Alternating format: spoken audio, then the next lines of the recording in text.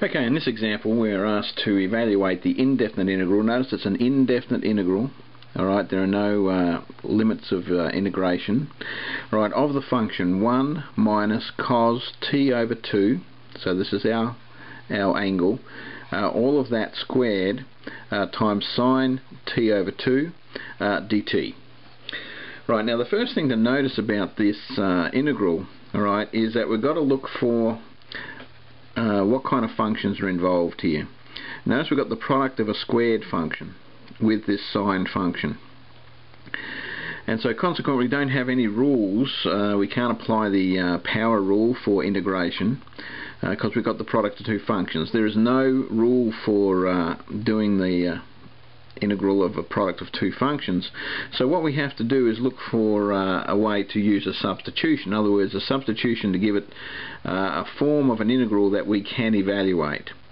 Now what you look for is this. You look at the complicated function. The most complicated function is 1 minus cos t on 2.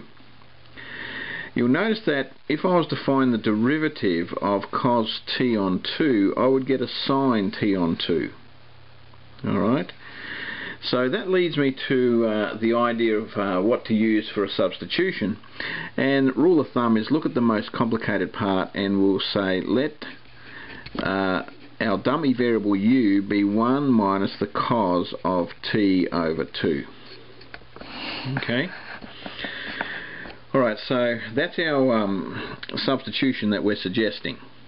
So if we were to differentiate that, we'd get du is equal to, now, the integral of negative cos t on 2. So we've got to look at what happens when I find the derivative of 1. Well, I get 0. So this will give us a negative, alright, and the derivative of cos is a negative sine of a t on 2.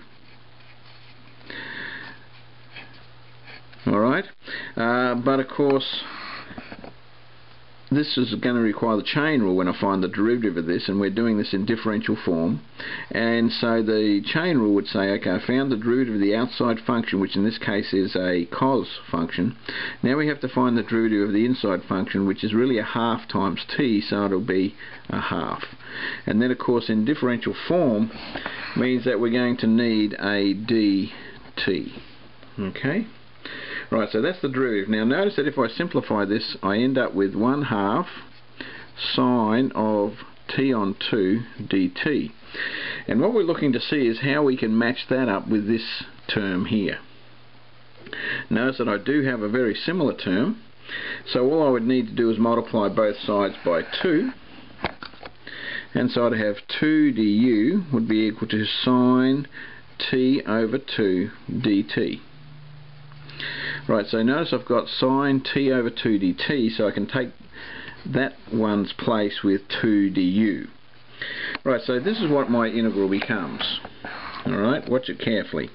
It'll become the integral of 1 minus cos t on 2 squared sine of t on 2 dt becomes,